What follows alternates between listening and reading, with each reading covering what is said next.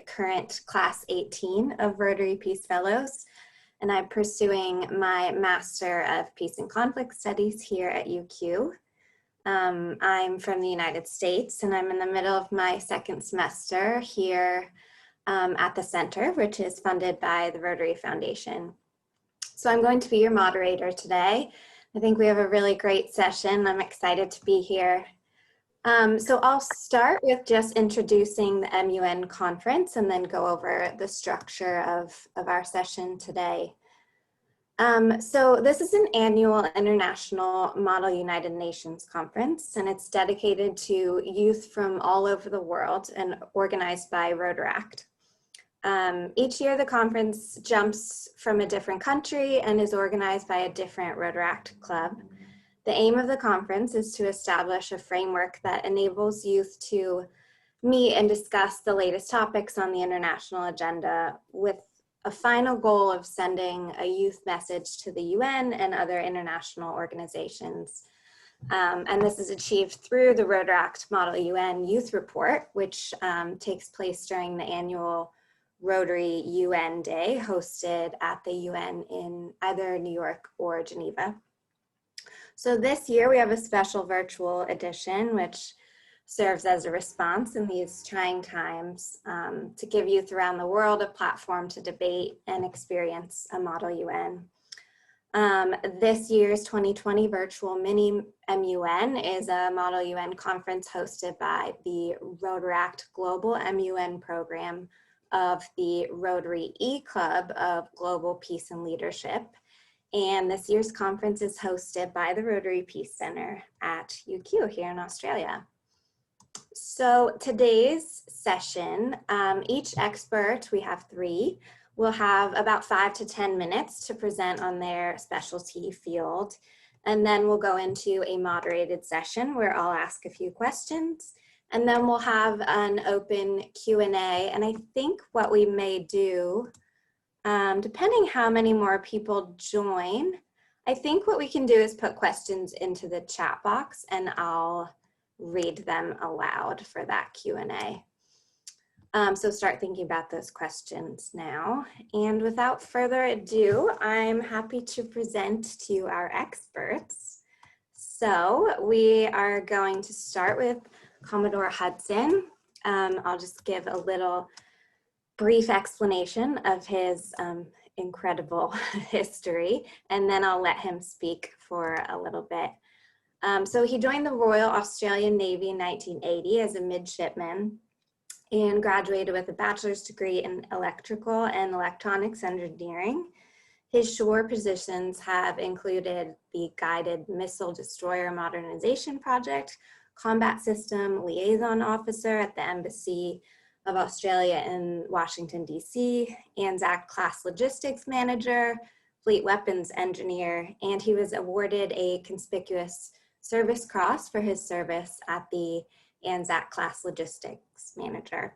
And Commodore Hudson transferred to the Rand Reserve in 2001 and then completed his MBA.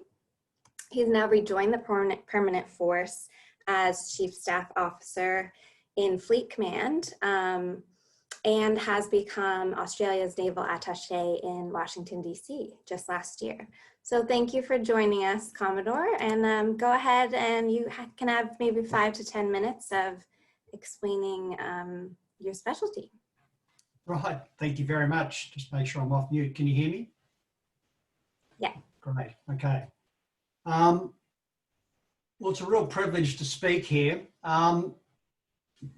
So I'll start by saying thanks for inviting me to participate here today. I've read ahead and I think it's a very interesting, I've never really heard of the Model United Nations before, so I think it's a fascinating thing from what I can read about what's going to happen next week, I understand. I think it's a very worthwhile endeavour. So I think, to me, activities like this are really important in developing our current and future leaders and who are going to go forth and solve the world's problems. I've lived a fairly simple life, being in ships and going to sea a lot, and then operating businesses when I was outside of the Navy, and I've come back in, and it's only been mainly through this role here at the embassy in Washington, DC, that I've been exposed to those in the diplomatic world, but also in the policy and strategy world, where to me, that's where problems are ultimately solved, real world problems, not with people like me. I'm just an instrument of governments to be used when needed. I do encourage you to be bold, test the boundaries of your thinking. Don't be a sheep and follow other ideas, but try out new ideas. Now's the time to do it. There's often no correct answer to these gnarly problems. There's really only a way forward. You can never conclude them at once. You can only work towards a resolution. Other than that, I'll get into what I'm going to say. I'll speak briefly. I'm just going to throw out some seeds of thought. And of course, the greatest benefit comes with any questions that you pose. My two learned colleagues will no doubt touch upon much of what is happening in the South China Sea. Tamara asked me just to say briefly, what are we talking about as far as the South China Sea goes? Well, from the Navy man's point of view, the issue primarily is claims in the South China Sea and what they might mean, and where people have, in our view, at this stage, illegally made claims to areas and established themselves in the region. What are those concerns for us? Broadly, or in big picture terms, it's the Paracel Islands up in the northwest of the South China Sea, where we've got China and Vietnam in dispute over claims there. We have Scarborough Shoal or Scarborough Reef, as it's variously called, claimed by the Philippines, China and Taiwan. And then probably the biggest set of islands is Spratly Islands. That's spread across about 400 nautical miles of the South China Sea. And that's claimed by China, Taiwan and Vietnam, with partial claims by Brunei, Malaysia and the Philippines. So what could go wrong? Our stance on this is, we have a legitimate interest in the region. That's why we're talking about it, because it is a crucial international waterway and it's important to the economic well-being, not only of our nation, but many other nations, those that both border the region and also other nations around the world. It's not our place to opine on who owns what. It's a matter for international law in our view, and particularly UNCLOS. And we expect signatories to the convention to observe those agreements. And one such process is obviously around arbitration. And as far as our country broadly, but also the Navy in particular, we aim to behave in the region in exactly the same way, expect others to behave, and we are very particular about observing international law whenever our ships, submarines and aircraft are in the region. What are the security threats in the region? I'll just touch on headlines here. And I'll leave the discussion of economic and political threats to my learned colleagues, but I'll mention some of the others. In terms of disputed claims, our concern there is how claimants or occupants of built-up features might use those in the future. There's a real risk of using those features as a base for military force or paramilitary force to either threaten or coerce neighbours and even more distant nations on various matters. But that's not the only security issue in the region. There is piracy, which is not necessarily as rampant as it is in other areas, but it does exist. And it does present a threat, particularly to smaller nations and of course shipping in the area. There are terrorist cells in the area, particularly in the Philippines, but in other places as well. Then of course there are natural security threats, both long-term threats such as rising sea levels and nearer term or shorter term ones, tsunamis as an example. So all of these are of interest to our Navy, and we are active in supporting other nations in either reducing those threats or indeed responding to them. The last bit that Tamara actually asked me just to touch on are what are the elements of what she termed a solid naval defence. I'll just give some context first to the response. First of all, for the sake of this particular exercise, naval defence is the use of military force to protect a nation's interests. But generally these interests revolve around the prosperity and security of the people of any nation. And so to that end, military forces are but one element in that protection. Others include economic action, diplomatic action, international aid, humanitarian assistance and disaster relief, amongst others. So in other words, navies only ever act in concert with these other elements of national power and influence. So what might these elements be? And I guess here I might depart from convention a little bit. And I'll start with the number one element being alliances. So if you're the sole voice on a topic, then you are alone. And alliances give legitimacy to your voice. So the more opinion that is on your side, the more likely you are to persuade those that you wish to persuade. That's why our Navy spends a large part of its time at sea exercising and operating with regional partners in the South China Sea. Where we have particular skills, we teach others. Where they have skills, they teach us. So working with allies has the direct benefit of learning how to operate together. The term we use is interoperability there. But also, the more important benefit to me is the benefit of contributing to the building of a credit of trust between nations that our government can then spend when they must. So I certainly put alliances and alliances between navies top of the list in terms of elements of capability. The second element is what we broadly call maritime domain awareness. So before you can act in a region, you need to understand it. The fancy military term for this is intelligence, surveillance and reconnaissance. Linking all those things, both talking to people and understanding and seeing what's going on, you then build up a picture. But I'll link that back to the first element. It's important both in the practical aspects of expanding our awareness, but also in building trust, that we endeavour to share this awareness with partners and allies both in the region and those elsewhere in the world who have an interest in the region.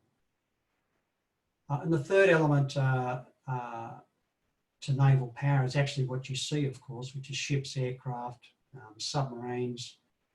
It's not naval power, but satellites are important as well, along with the skilled mariners who operate these machines. So we, like many other nations, have ships, submarines and aircraft that we can use in many ways. Humanitarian assistance and disaster relief. We spend a lot of time training other nations to be self-sufficient so they can attend to their own security concerns. Again, this helps build up trust between nations, but also has the practical element of building up the capacity of other people that collectively we can deal with any security issues in the region. And then again, finally, there's our own ships and aircraft are in the region routinely, joining with others to intercept pirates, to deal with terrorism threats and the like. So I'll stop there. As I say, I've just thrown out a whole bunch of seeds of thought. If they prompt questions later on in the session, that'd be great. But I think I would suggest that many of the more interesting elements will come from both Greta and Carlisle. Thank you for your time. Great, thank you so much. So next, I'd like to welcome Carl Thayer, Emeritus Professor of Politics. Professor Thayer was educated at Brown University in the US, and he holds an MA in Southeast Asian Studies from Yale and a PhD in International Relations from ANU here in Australia. He's currently director of Thayer Consultancy, which provides political analysis of current regional security issues and other research. He also serves in a number of other roles as Southeast Asia Defense and Security columnist for The Diplomat, editorial consultant for Radio Free Asia, external expert contributor for Oxford Analytica, senior analyst at Wikistrat, and he is also a global adjunct faculty member at Ohio University, research associate associate at ASEAN Study Center at American University, and an adjunct fellow at the International Association for Counterterrorism and Security Professionals at Stratad, Malaysia. That's quite an extensive list there. Thank you and welcome. Thank you. Okay.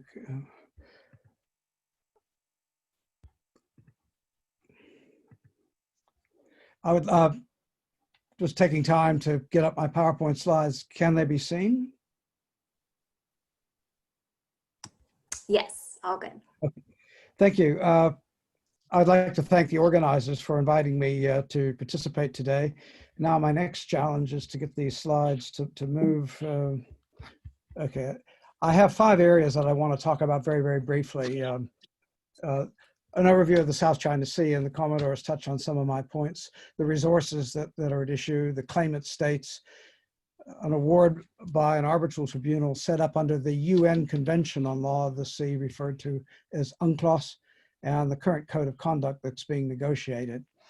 This is the view of the South China Sea. There is no agreed definition of it. The International Hydrographic Organization takes it from the northern part of Taiwan all the way down to the mouth of the Straits of Malacca and Singapore. We're only concerned with this area here, where we've heard from the Commodore about the Paracel Islands occupied by China and claimed by Taiwan and Vietnam. The Spratly Islands, a group of 200 some odd features, and by features I mean rocks, low tide elevation, shoals, etc. And then the special one, Scarborough Shoal, that doesn't seem to be 2 parts of them. The South China Sea is semi-enclosed under law that puts, international law that puts an obligation on the littoral states to look after the maritime environment. So that's just that overview. Next, the South China Sea is the linkage point of amazing world shipping. It's the 2nd busiest waterway other than the English Channel, with an estimated between $3 and $5 worth of goods passing through it. There's hardly probably anybody in our audience that lives in a country whose country isn't dependent on the security on keeping open those sea lanes for the prosperity of their own country. So they link the Indian Ocean and the Middle East through to the Western Pacific. From Australia's perspective, absolutely vital, because our major trading partner is China, and most of the trade comes from Western Australia and goes north. The resources of the South China Sea are pictured here. They're both oil and natural gas. One expression used, and it's an American term for those, it's the hollow donut, and that's a donut with a hole in the middle, and it means that the crust of the donut is where we find the deposit, but not in the center, the hollow part, where there are the islands. These islands are, in a layman's term, as features. So the green indicates that these are the most best oil-bearing areas itself. Oil is being used up, so liquefied natural gas, I should say, is the main hydrocarbon, the spur on energy. It's true, though, over here are estimates, and these are always contested, and China produces massive 3 to 6 times larger estimates than the US. Many argue that even if China or any one country got it, it would be peak oil. Given China's consumption, it would disappear very quick in a number of years. Another point, though, is that if you are developing oil, you have a stake to where you're operating, and you can use that to advance your claims. The United States today is saying that China's actions are blocking Vietnam and the Philippines and Malaysia from accessing these resources in their exclusive economic zones to the tune of some $2.5 billion. So in addition to oil and gas, the hydrocarbons, we have fisheries. Again, down here, the figures are contested, but these are ballpark figures. About 10 to 12% of the world's fish catch, global fish catch, comes from the South China Sea. In many cases, Vietnam and China have overfished in other countries, and that's the red here, these areas. And so the most lucrative fishing zones are in the south, and that's where we're increasingly finding incidents, particularly against Indonesia, but I'll leave that to our other speaker to talk about. And more than 50% of the world's fishing boats operate in the South China Sea. Again, ballpark figures, they're contested. But, and it's, in addition to fishing, there are other marine life that's very important. Giant clams that the Chinese seem to go after for their mussels, which have aphrodisiac qualities. But again, so if we can look, protecting the marine environment in a semi-enclosed sea, but yet we have this pollution and overfishing, etc. Now, there are, if we include Taiwan as a state, 6 claimant states, Vietnam, and it occupies 21 features. Now, by features, International Tribunal ruled there are no islands in the Spratlys. So when I use features, we're talking about everything other than islands, rocks, etc. But there's no formal island. 21 of these. Philippines 9, Malaysia 6, China 7, and I put +1 because it has invested, surrounded, and occupied, in one sense, Scarborough Shoal. Taiwan 2, and Taiwan had the largest feature, and they were upset to learn. Brunei occupies no feature, but it just claims its 200 nautical mile exclusive economic zone out. And I put Indonesia in italics because the other speaker's talking about it, but Indonesia claims it's not in dispute with anybody because its claims are legal and there's no need to discuss it. Now, the list of occupied features only relates to the Spratlys in the south, and you can see here the red flags are the Chinese or Vietnamese. Vietnamese have most, and you can see the Malaysian and the Philippine and Taiwan flags that are there. So this area is intermixed. In 2009, there was a deadline for states to claim extended limits to their 200 nautical mile continental shelves. And China tabled this map. It was originally drawn up by the Republic of China when it was in power on the mainland. It's now on Taiwan. But the People's Republic of China, which established in 49, has used the same maps and features. It was originally 11 dashed lines. It's now 9. And they're featured here. And if you have difficulty looking at them, that's good, because these are ambiguous claims. These markings do not conform to how you prepare maps.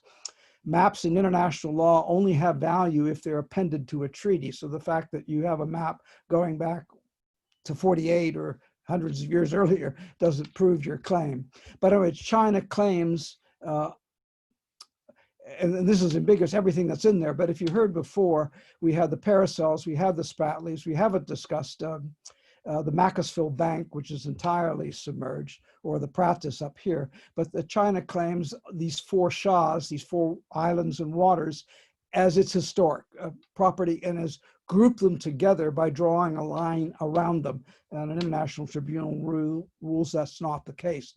Other nations, the land dominates the sea, have drawn baselines and extended their continental shelves 200 nautical miles from their coast. So we have overlapping claims and overlapping interpretations and disputes about international law. Now, 2013, the Philippines took its case to a compulsory binding dispute settlement mechanism under UNCLOS, the law of the sea, and an award came out in 2016. And to summarize it, the tribunal ruled that the UN Convention, and only the Convention, allocates rights in the maritime domain comprehensively. So we have that's the legal starting point. None of the features, as I mentioned, in the Spratlys is an island entitled to a 200 nautical mile exclusive economic zone, which would give you the control over the fisheries and hydrocarbons.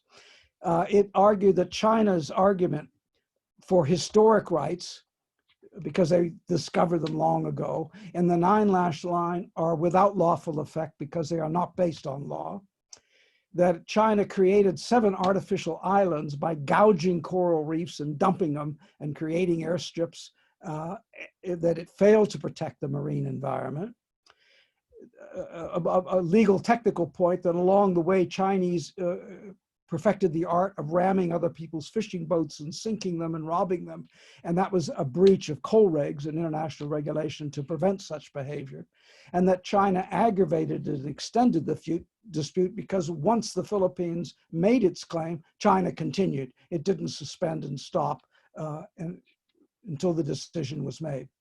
So we wind up that since 2000, from 1995 onwards, but from 2002 onwards, ASEAN states and China have attempted to come up with a code of conduct to regulate behavior. And that's a long history, and time doesn't allow me to get into it. The geographic scope of the South China Sea, my starting point, has not been agreed. China does not want the Paracels or Scarborough Shoal included. The status of the code is unclear. Is it going to be a legal treaty or not? And if it's not a legal treaty, it's just a political declaration. There's no mention of how you settle disputes or enforce them. And that's been a problem continually. The role of third parties, such as Australia, other navies in countries that have an interest. But recently, and I'll end on this point, Malaysia, followed by Indonesia, the Philippines, and Vietnam, and then the United States, Australia, and most recently Germany, France, and the United Kingdom have all made submissions to the UN saying that China's claims on historic grounds and the 9-dash line, or the grouping of the Shahs, the archipelagos, are without legal foundation. Thank you. Thank you very much. Okay, so last but not least, we have Dr. Greta Nabskeller, who is a research fellow at for Southeast Asia and the Indo-Pacific region at UQ Center for Policy Futures.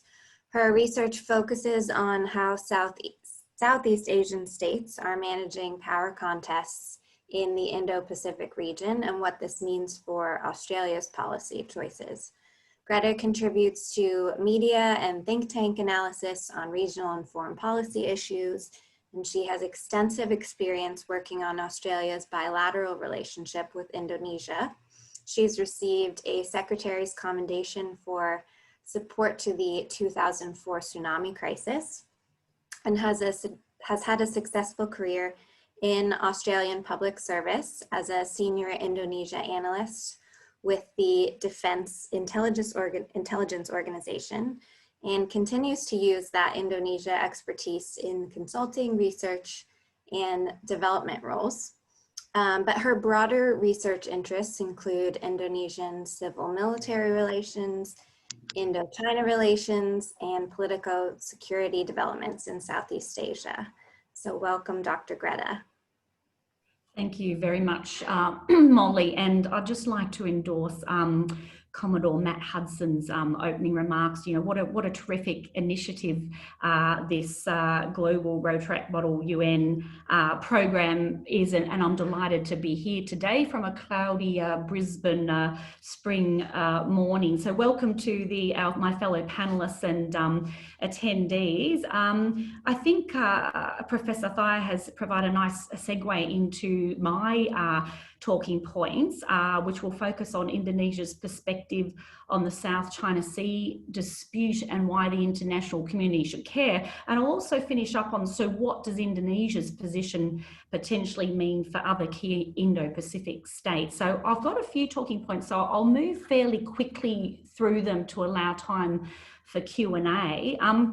The first thing I'd say is an understanding of Indonesia within the context of the South China Sea is critical because of its size, its demographics, its economic growth, its strategic location astride vital sea lines of communication connecting the South China Sea with the Indian Ocean, something that the Commodore Hudson touched on. Indonesia, one must remember, is the world's 4th most populous state, the world's 3rd largest democracy, the largest Muslim majority state in the world, and of course the largest and most influential Southeast Asian state and largest economy within ASEAN.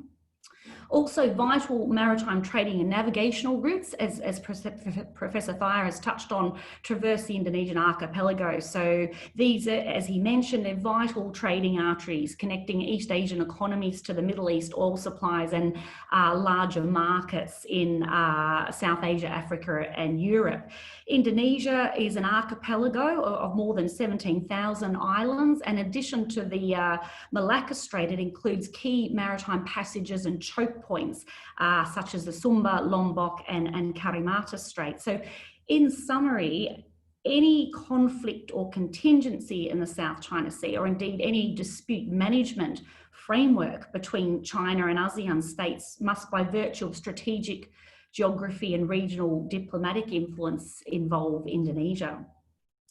One might say that multilateralism, with reference to the UN and UNCLOS, is in Indonesia's foreign policy DNA. Indonesia is constitutionally mandated to play an active role in world politics and contribute to world peace. It's a country that's fundamentally committed to the peaceful settlement of maritime territorial disputes and the international rules-based order.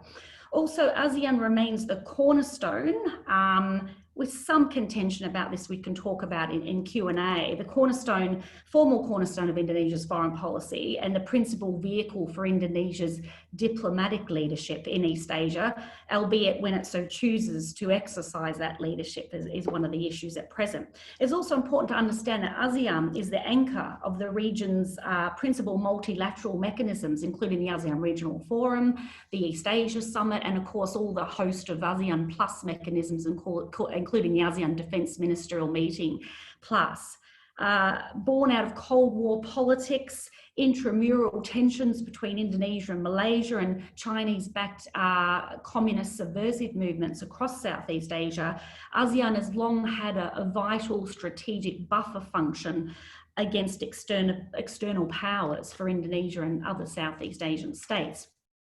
So this is a reason why Indonesia prefers major power dynamics and regional tensions are mediated through ASEAN-centred mechanisms, and hence the importance of maintaining ASEAN centrality or indeed relevance in Indo-Pacific affairs. In the maritime domain specifically, Indonesia remains fundamentally committed to the UN Maritime Conventions, arbitrational mechanisms, which Professor Thies touched on, and the UN's custodianship of international maritime legal norms.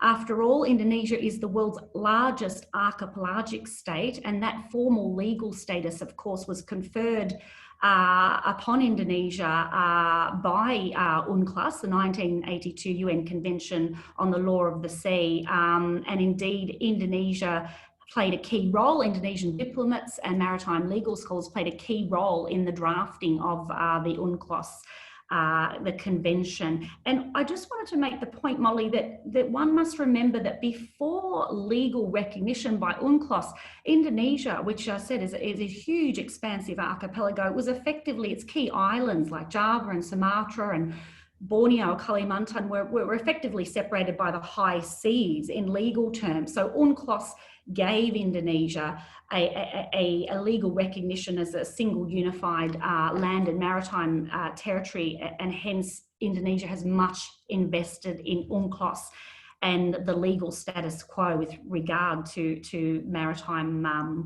law. So on the South China Sea disputes with Indonesia, with regard to South China Sea disputes, Indonesia has long viewed itself as an honest broker and the principal mediator in rival maritime territorial claims between China and the ASEAN claimant states, the 4 claimant states, Brunei, Malaysia, Philippines, and Vietnam. From Indonesia's carriage of the series of informal workshops on managing potential conflicts in the South China Sea that commenced in 1990, to the key role played by Indonesian diplomats in drafting the Declaration on the Conduct of Parties in the South China Sea, which was supposed to precede a binding code of conduct, Indonesia has traditionally played a leading role in regional dispute management. In terms of its multilateral approach to dispute management, Jakarta remains committed to the conclusion of an ASEAN-China-South China Sea Code of Conduct, although privately diplomats know the code is unlikely to be binding or to meaningfully constrain Beijing, but it keeps China at the negotiating table, so to speak, although COVID-19 pandemic has delayed some consultations, of course, on the Code of Conduct. While diplomatically Indonesia reaffirms UNCLOS as the basis of settling South China Sea maritime claims, more recently has also invoked the 2016 UNCLOS ad hoc tribunal ruling of 2016 a case brought by the Philippines against China, which also Professor Thai mentioned, despite being initially reticent to do so, and I can explain that in Q&A. Indonesia is not a claimant state, and has long been Jakarta's position that it does not have a territorial dispute with China, despite the overlap of China's expansive 9-dash line north of Indonesia's Natuna Islands, which are located in Indonesia's Riau Islands province, about 1,100 kilometres south of the Spratly Islands. As a consequence, Jakarta refuses all overtures from Beijing for negotiation, joint economic development, or consultation that may provide de facto recognition of China's claims. Although Indonesia does not recognise a bilateral territorial dispute with China, since March 2016, Indonesia's experienced more frequent encroachment by China Coast Guard-led fishing fleets in its Natuna waters.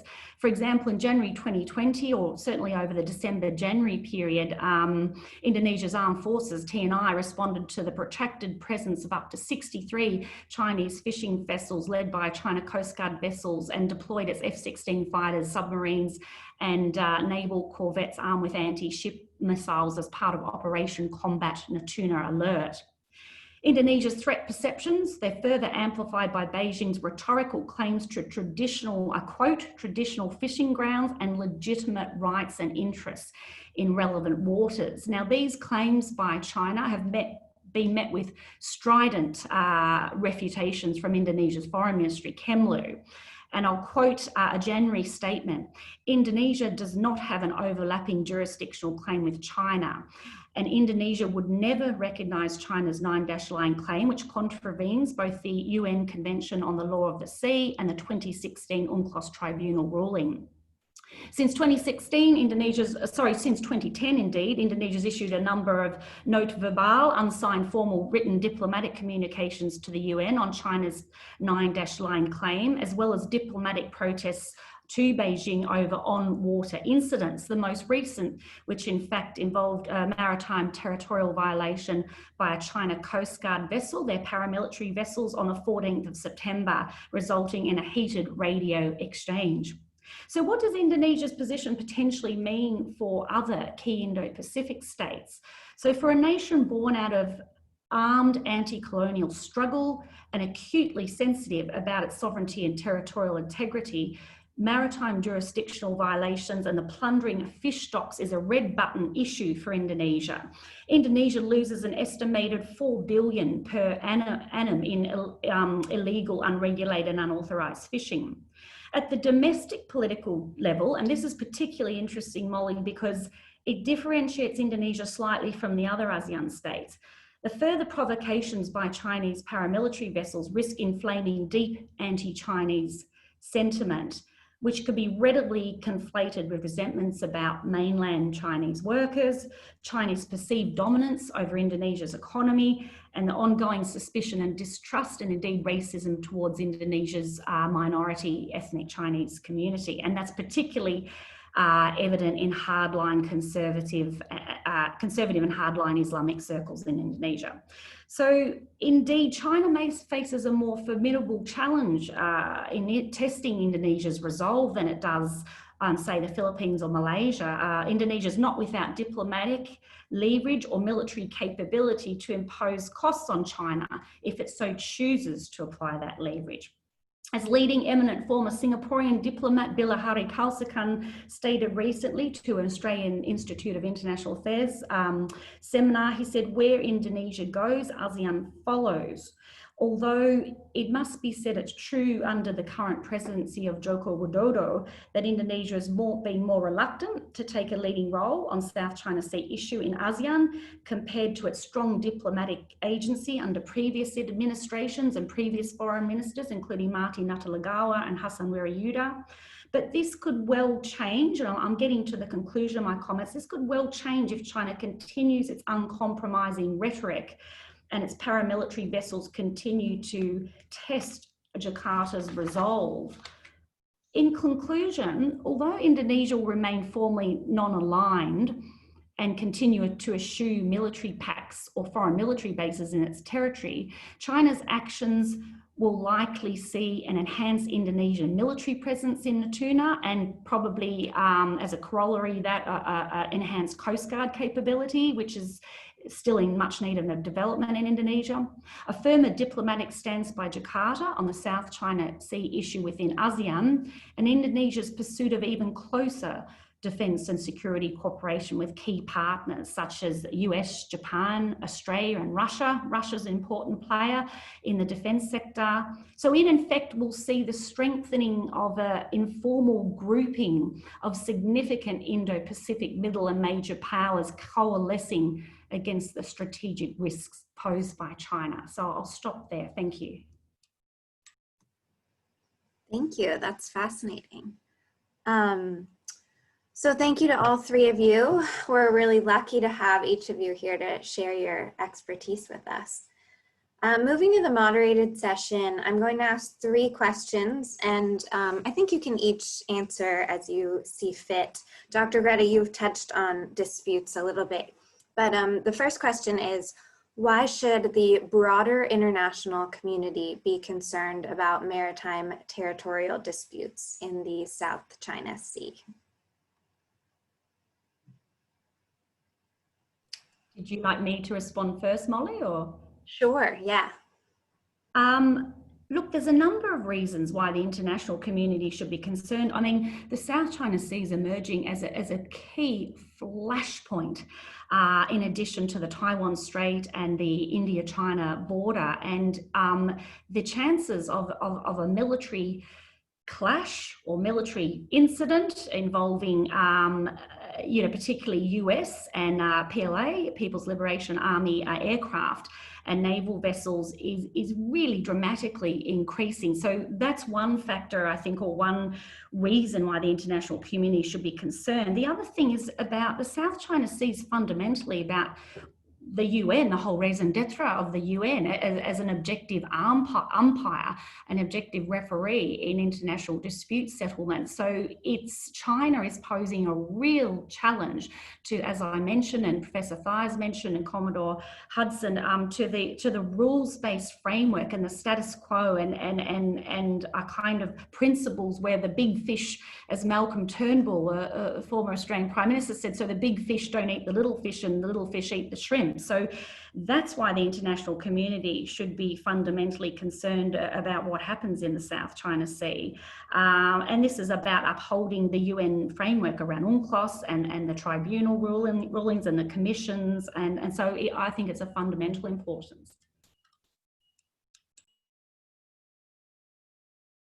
If I could jump in and second that, Greta, you've taken the kind of answers I would give, but for our audience, they should know that this year has seen a marked escalation or step up in military exercises by both China and the United States. The US dispatched 2 carrier strike groups that merged into a carrier strike force. They conducted military operations with strategic bombers flying in from mainland or continental United States to participate. China conducted 4 simultaneous naval exercises, the length and breadth of the South China Sea, fired 2 ballistic missiles into the waters south of Hainan Island and the Paracels itself. The U.S. Navy has released footage of an attempt to muscle an American warship at sea, the USS Decatur, which almost led to a collision. Both Australian military aircraft, helicopters, and American aircraft have been subject to attacks by military-grade lasers coming from vessels in the South China Sea. So there's a possibility of conflict. But to draw beyond, Greta, is that because of my map showing you the world's sea lines of communication and the density of traffic there, a conflict there would send insurance rates skyrocket. Any conflict might cause a diversion and a delay in the shipping that's occurring. So every country would be affected because it would affect the global economy. So the security of those sea lanes against armed conflict and that disruption is important. Another way of also looking at it is the game worth the candle for the Trump administration and the United States? And some feel that as China has built up its military power, the preeminent position of the United States just might say it's not worth it. What does the U.S. have involved there? And I don't accept that argument. The U.S. has both investment and strategic reasons to remain in the South China Sea. But then finally, where Greta was right, UNCLOS, the UN Convention, is called the Constitution of the World Seas and Oceans. It applies globally. And here we have China rejecting an arbitral ruling that has universal applicability.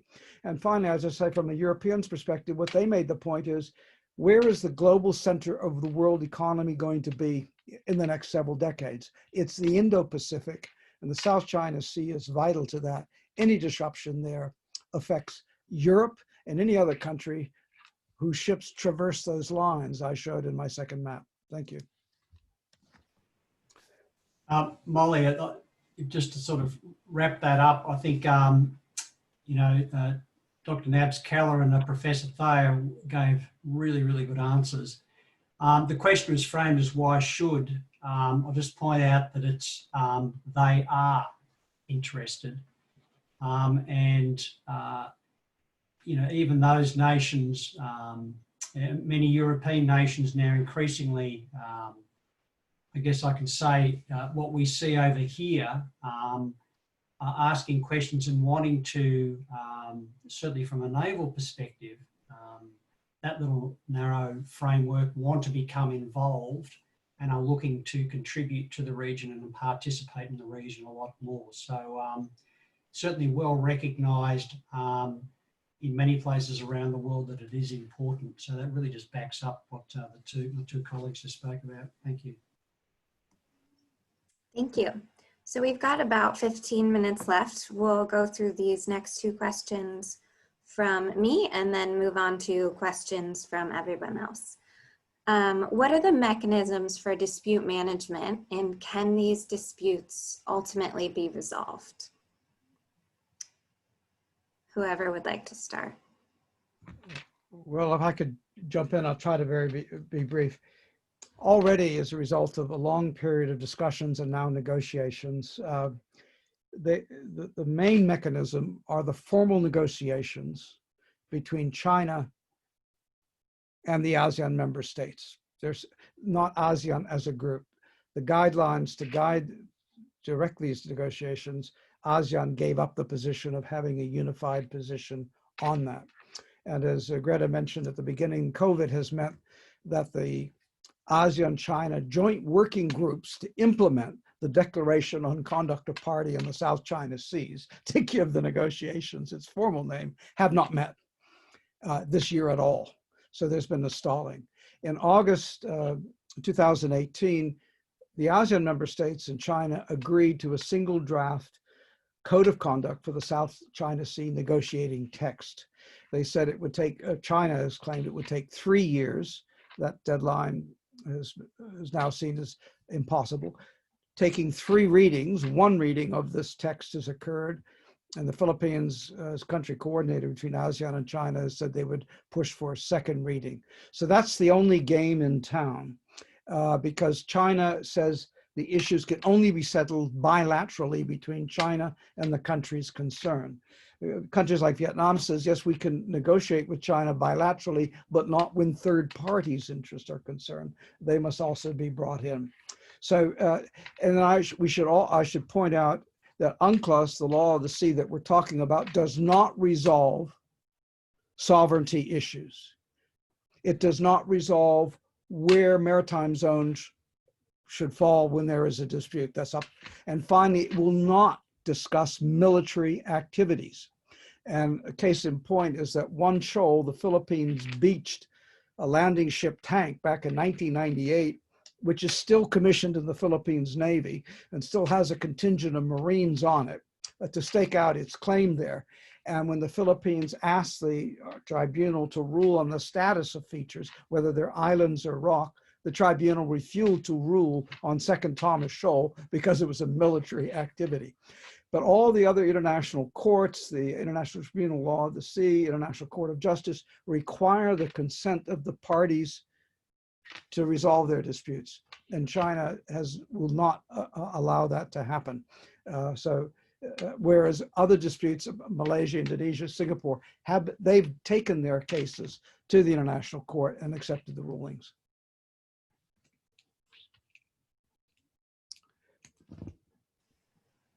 Thank you. Anyone else want to jump in on that one?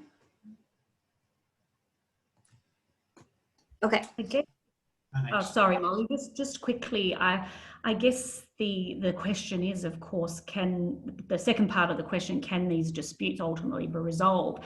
I mean, certainly ASEAN states have been able to leverage dispute management mechanisms in their, delimitation of their maritime territorial boundaries, say between Indonesia and Malaysia and Singapore and Philippines, quite successfully. So that all the mechanisms are there for clarity and legal resolution. I guess with China, can it ultimately be resolved? Well, that's the $60 million question with regard to ASEAN and China.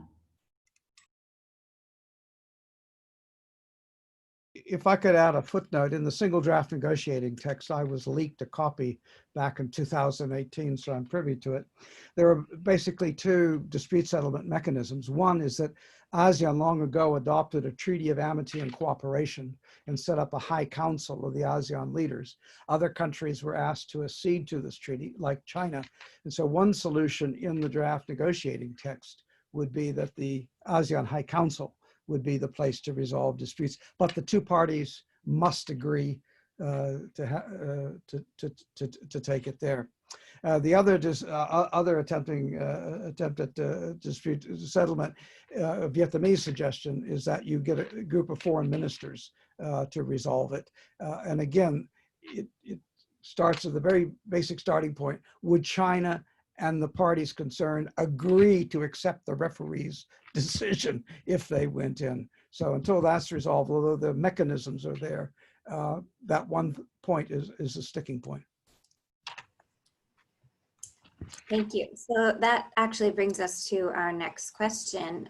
What role does and should the UN play in the arbitration and resolution of these disputes?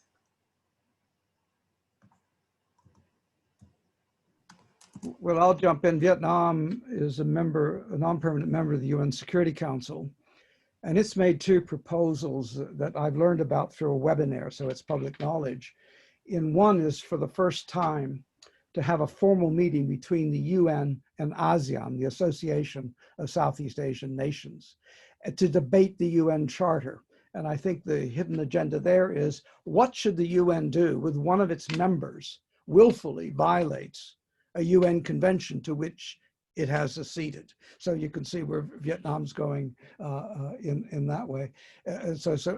One is to have sorry, I've conflated the 2 points. One was to have a debate in the General Assembly about the UN Charter, and the second was to have a separate meeting between ASEAN and the UN. Because now, unlike 2016, all the major claimants in ASEAN have filed statements to the UN Commission on Limits of the Continental Shelf, that they accept the Arbitral Tribunal Award ruling of 2016 that rejects China's historic rights, that rejects the 9-dash line, that rejects straight baselines drawn around features in the South China Sea, because there's a way of doing that in law. So they're all on what I call the same legal sheet of music, but China, in its most recent response to the European, Germany, France, UK, basically said, by the way, you keep arguing that UNCLOS decides everything. No, there's other international law, without specifying what it was.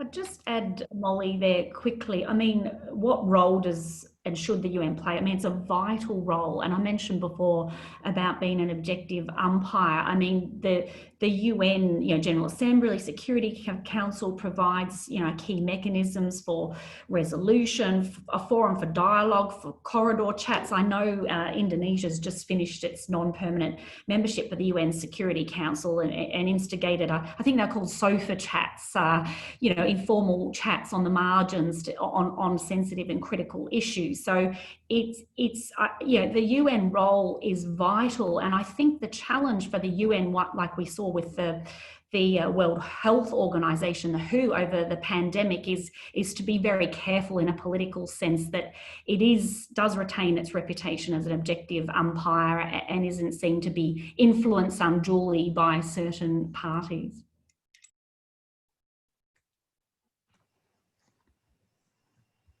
Great, thank you. So we have a couple of questions here in chat. If anybody else has anything, just go ahead and put it in the chat box. I'll read them both out and then let you answer. We've got about 6 minutes left. So first question, considering the current situation, is there any win-win peace options for the conflicting parties? If so, what is truly blocking the peace negotiations, and what is the UN's take to prevent possible escalations in the region? So that's a 3-part question. And then the next one, considering UNCLOS rocks definition as land masses which cannot sustain human habitation, do you believe that the creation of man-made islands and expansion of rocks is an attempt to circumvent this constraint in order to have a valid claim in the region? So let's go ahead with these two, and then we have maybe a couple more after that. Well, quickly in response to the first question, that the UN Convention basically says if the parties cannot resolve their dispute, they should just set it aside and engage in practical measures. Lawyers say without prejudice. We heard Greta talk about Indonesia not wanting to give de facto recognition to China by entering into negotiations. Well, you can agree without prejudice to do some cooperative activities that will not prejudice your claims later. And practical activities like saving the environment and the fisheries would be one. So I would put it there. Second, with China, that under international law, whatever the original nature of the feature is, a rock or a low tide elevation, it cannot be changed as a result of artificial construction. Now, the word that's often used about China is they did land reclamation, and I reject that, but we know what they mean. It was gouging coral reefs. I meant there was no feature above water that was eroded by wind or tide that you had to pick up the soil and put it back on. Rather, they ruined the... So rocks are properly identified in that particular question, and when those attributes are added to a rock, it becomes an island. And the arbitral tribunal went into great depth to look at Itu Aba or Taiping Dao, the Taiwan occupied features, which actually had fresh water, and ruled they were not islands. So we have that ruling. And then artificial islands actually has a legal meaning. It would be structures offshore, but we use that for what China has done.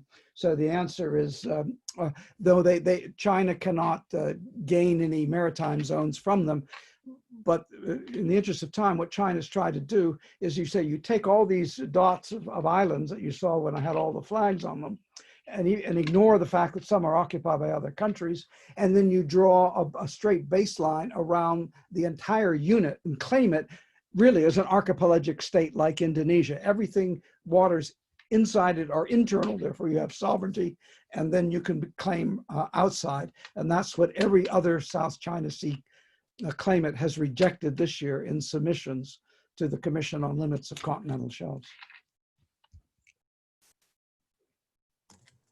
Okay, Molly, with 2 minutes left, sorry. let's go ahead, Dr. Greta and Commodore Hudson, if you have anything else to add to that.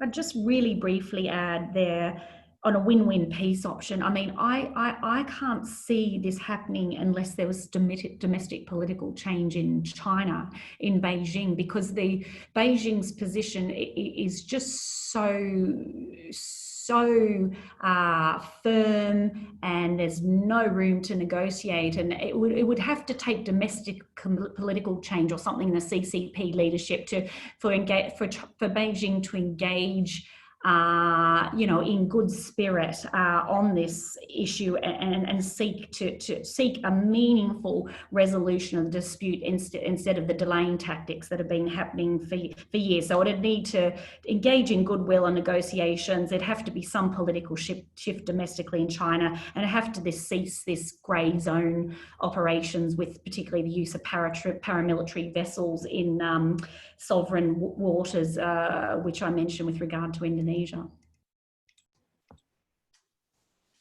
Molly, if I'll just add perhaps a slightly more miserable view. I